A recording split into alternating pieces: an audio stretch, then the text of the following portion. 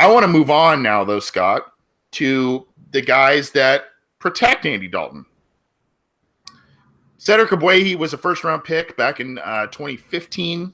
He was kind of what we're talking about with, the sit and learn and, learn behind some good guys, all that kind of stuff. Played a little bit sparingly. He came back from a knee injury, played a little bit sparingly as a rookie, as like an extra tackle in certain packages.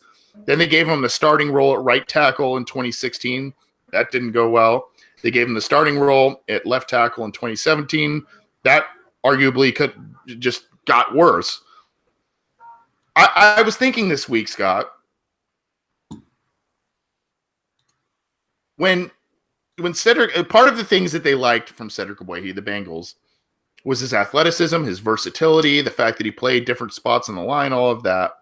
If you go back and you watch either some tape or you look at College Football Focus, which is an offset, obviously, of Pro Football Focus, his best year was as a guard and at Texas A&M.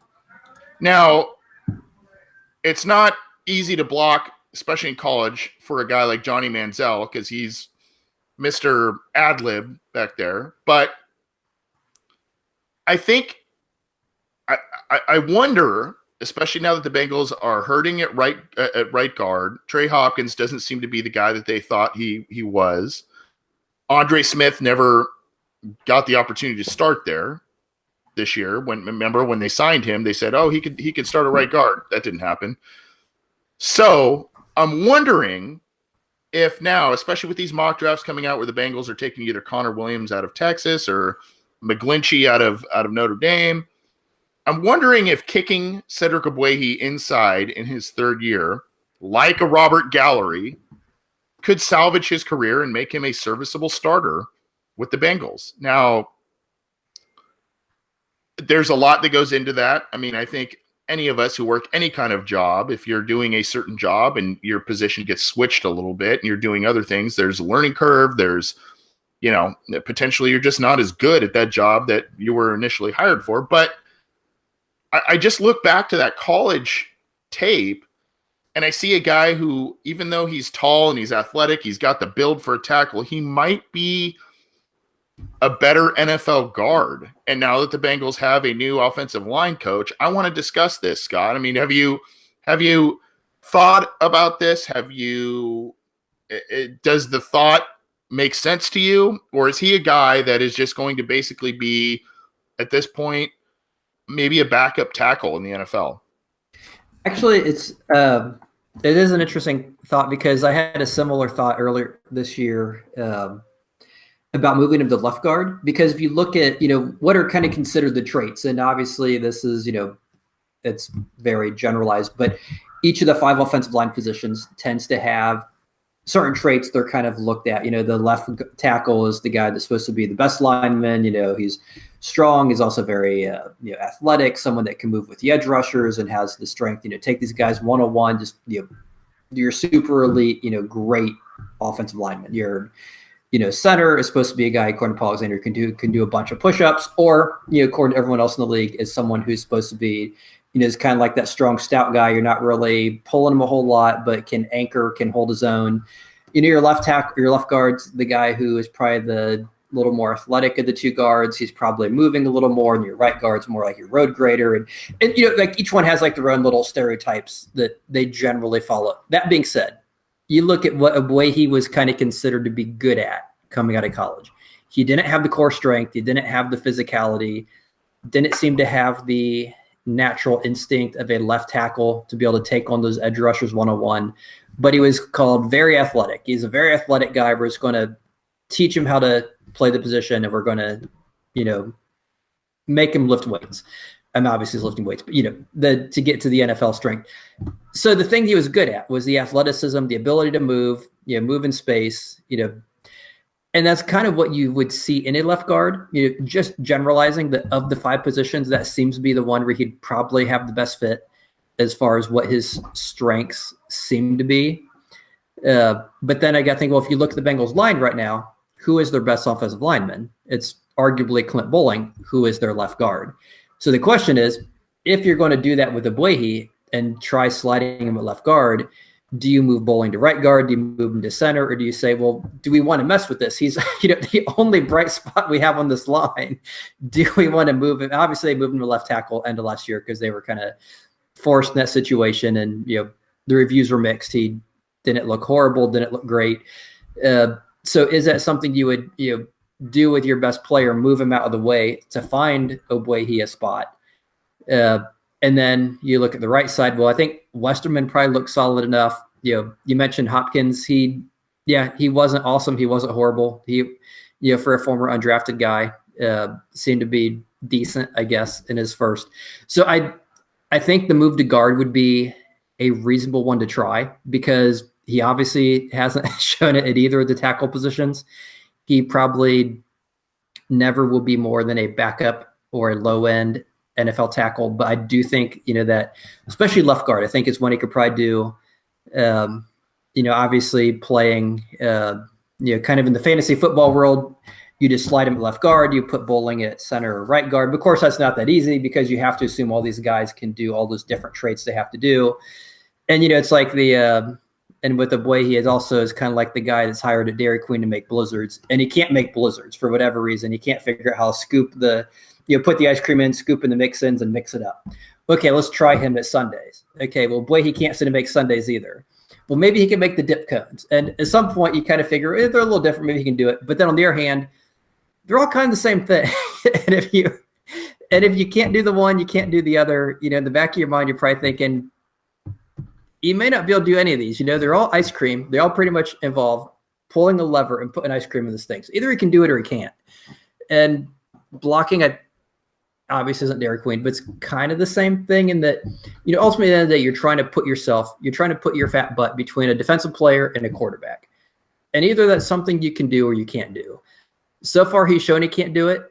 So I would be, if you were asking me to bet on whether he becomes a great left guard, assuming they did that, I would be inclined to bet he would not, but I'd love to see them try. I'd love to see the Bengals, with the new offensive line coach. I'd love to see them take some chances and say, hey, let's try some things. Let's, we've had these guys sitting to the bench forever. Let's throw Westerman out there. Let's, shuffle these things, shuffle this lineup. Let's see if someone else can play center. Let's look at maybe signing a free agent, someone better than a Marshall Newhouse, an actual free agent. So, yeah, I'd love to see him try it. And I'm hoping with the new coach, or the new offensive line coach, they do. But yeah, I think it's a great argument. I think it's a great suggestion. It's something I'd love to see him do.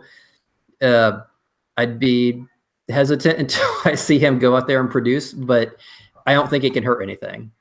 It wouldn't be an episode of the Orange and Black Insider without a Scott Schulte reference to Dairy Queen. And I know you love your blizzards, buddy. I know you love your blizzards. Well, it's Fat Tuesday, so I had to get one before Lent starts. Oh, well, there you go. So it was on my mind. I'm sure.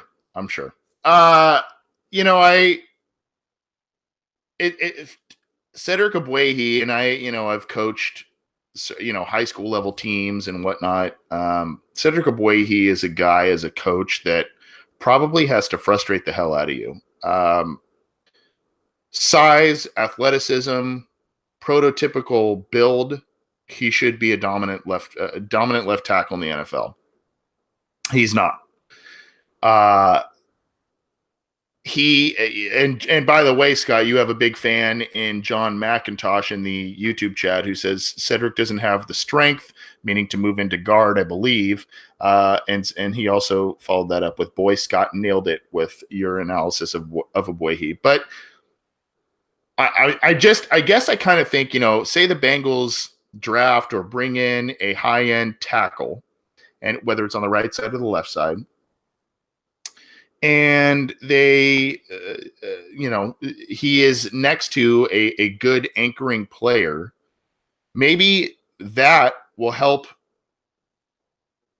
remedy some of the issues. And if you look at some of Cedric Ogbuehi's issues, yes, physicality, yes, strength is a bit of a problem, but it's also technique. It's also the ability to kind of be able to corral some of the faster, more athletic defensive ends and edge rushers in the league.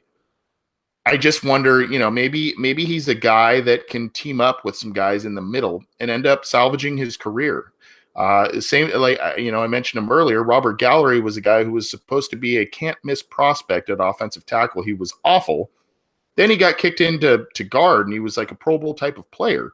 So I mean, it's happened before, and I don't, I'm not sitting here saying that that's the cure all for Cedric Ogbuehi, and I have a lot of criticisms of Cedric Ogbuehi. A lot of fans have a lot of criticisms of him. I will say this: if you follow him on social media or anything, at least the image he portrayed this past off season before the 2017 season, I think the team made it known, hey, we're going to give you the left tackle spot. It's yours to take, and it's yours to potentially lose. I got to give him credit. I mean, it appeared in his offseason regimen that he was really doing a lot of things to help condition himself, do different workouts. He's doing a lot of MMA stuff. So, I mean, you got to give the guy credit there. I guess, and when I thought about this topic, I went back and I kind of researched some things, and I saw that Pro Football Focus, and again, that's not, for some people, that is the NFL Bible to grade and evaluate players. To some, it's kind of whatever. I'm kind of in the middle. I think it's a very good tool. I don't think it's everything, but I will say that when the Bengals drafted him back in 2015, and this is available on Cincy Jungle in their archives, there was a lot of Pro Football Focus people that were saying it's an outstanding pick. He's probably the top one or two offensive linemen in the draft. All of that stuff. Now, hindsight is 2020, but I mean, it seems as if the tools are there. And whether it's a tackle or guard, it seems as if the physical tools are there for the most part. Now, not every team nails their first round picks. Not every team nails every single draft pick they have. So maybe the Bengals had a miss here, but I think given the high stock that they have in him, that they've invested in him in terms of money and draft status, I think getting creative and maybe looking at some options like kicking inside might be worth a look, no? Yeah, I suppose I need to go off mute.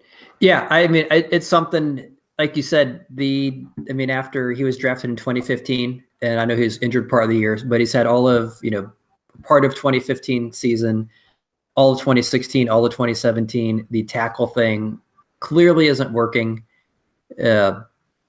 I guess you can keep beating that dead horse and hope at some point it clicks. I mean, maybe he's just one of these guys that takes 5 years to figure it out. But do you want to keep struggling for 5 years?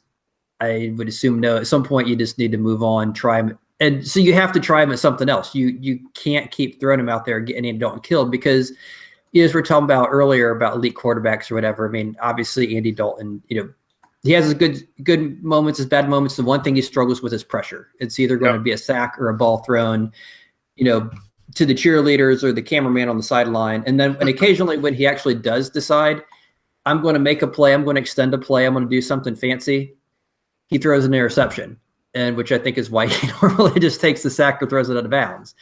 So that being said, you need to do whatever you can, as long as he's your quarterback, to build that line. And it's not Ogbuehi at left tackle. So, and it's not, it's obviously not Bodine at center. It's not a lot of things. So anything they can do to fix that, to change that, I think they have to look at. I think they have to be willing to say, we have to stop doing the same thing over and over. We have to look at something that works, because what we're doing doesn't work. We have to look at these crazy things like changing Peel's positions, halftime adjustments, these things that, are just so crazy for a Marvin Lewis team. I think they have to consider, if they're serious about winning, a postseason game sometime in, my lifetime, your lifetime. I'd like to see him win one in your son's lifetime, which, is another 80, 90, 100, whatever years, but it's not going to happen if they don't take these, at least show willingness to take some of these steps. Yeah. And, man, I don't know if I have the heart to let my son be a Bengals fan, man. I don't know if I want to wish that on him, but You make great points, and I think what it ultimately comes down to, both in the quarterback conversation we had earlier in the show and this conversation, is the scheme of Bill Lazor and him and Frank Pollock, the new offensive line coach, being on the same page of what they want out of their offensive linemen. Now, Frank Pollock came from the Cowboys, and obviously the Cowboys did a great job and part of it was because poor Tony Romo was breaking collarbones like it was going out of style. They invested. They had Tyron Smith, top 10 pick at left tackle. Is it Nick or Zach Martin? I always get those two mixed up. In the interior of the line, Travis Frederick, another center that they drafted with a first round pick. So they invested high capital in it. So maybe it's just, you know what? Jake Fisher, heart issues. Cedric Ogbuehi, 3 years in, not working. We got to blow that up and change it. Or, maybe they mix in a couple of picks, mid-round picks, that sort of thing for the interior of the line and, kind of get creative with some of these guys and say, maybe Jake Fisher does have a future at right tackle. Maybe Cedric Ogbuehi does have a future in the interior of the line. I don't know. People far smarter than I am will need to make that call. But I do think that it's critical, absolutely critical.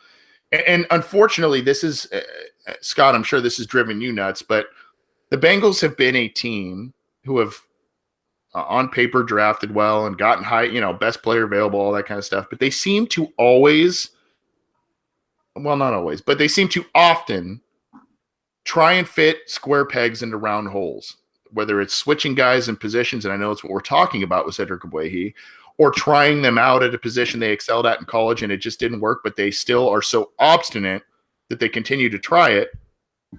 And if this team wants to turn things around after 2 poor seasons, they can't afford that luxury, right? Yeah, and I think you nailed it in the head with that word. That is a great word choice. I think obstinate would definitely peg the Marvin Lewis era as far as here's what I want to do, and I'm going to do it. I don't care what's happening in the world around me. I mean, the whole thing, the halftime adjustments. He's mentioned before how he hates sites like Pro Football Focus. You mentioned, and Greg, I believe he called it a quote unquote dumbass website. And I can agree if you don't like that one particular site, but the idea behind it of him rejecting, I think, is absurd. It's like you look at baseball, a decade or so ago, it was more the, like in the movie Moneyball kind of does a decent job of kind of showing the transition of sorts, the idea that it was more of a gut feel game. Yeah, the guy at the cigar, the scout kind of looking, he looks like a ball player. He looks good. You hear the stuff that guys like Paul Alexander and Marvin Lewis say, like, yeah, he looks like a player. He has the part, he has, that's a bunch of nonsense. You need to look a little deeper than that. And especially when you see the teams that are winning. And, Bill Belichick has made comments before where he's like, we don't use PFF. We have our own version, which means not only do they agree with it, but they have gone out of their way and created their own form of that. And a lot of baseball teams went through that growing period where the more, teams were more willing to take a chance to try something different, to get out of the mold of the old system and try to find an edge. They're trying to find any sort of edge. And so you have these sabermetrics and the WAR and the, ERA plus and the F5 and all sorts of stuff. Football is slowly starting to catch up, and some of the teams are starting to do stuff like that. Obviously, the site PFF's the most well-known because the first one to kind of come around that has been accessible to many player and I guess many fans. And some teams are adopting things like that. The Bengals are not one. They seem to be very obstinate, very old school, very, we're going to, that's a bunch of hooey, which is very unfortunate because you look at the history of the Bengals, the guy that founded them, Paul Brown, he was an innovator. You can look at the list of like all the things he brought to the NFL, like the face mask, the radio in the helmet, the huddles, the sending plays in, all this kind of stuff that he kind of innovated. And that was where they had their cutting edge. And you look at Sam Weiss, the no huddle offense and some of the things he was doing. And that's one of the cool things about the Bengals. They've had all these innovate. And then you get, Marvin Lewis, we don't need that. We're old school. We're going to let, time pass us. We're going to let the game pass us by, but we're going to stick by our guns. And and there's no consequences. I mean, he's not getting Right. fired. Well, yeah, the consequences, new contracts, right? Yeah. And what one thing though, you are very right about Paul Brown, and he is probably on the Mount Rushmore of NFL football, but he was also very obstinate. He was also he was stuck in quite a few of his ways, and I think unfortunately that's a trait that's been passed down to Mike Brown and possibly the coaches that they hire, like you mentioned.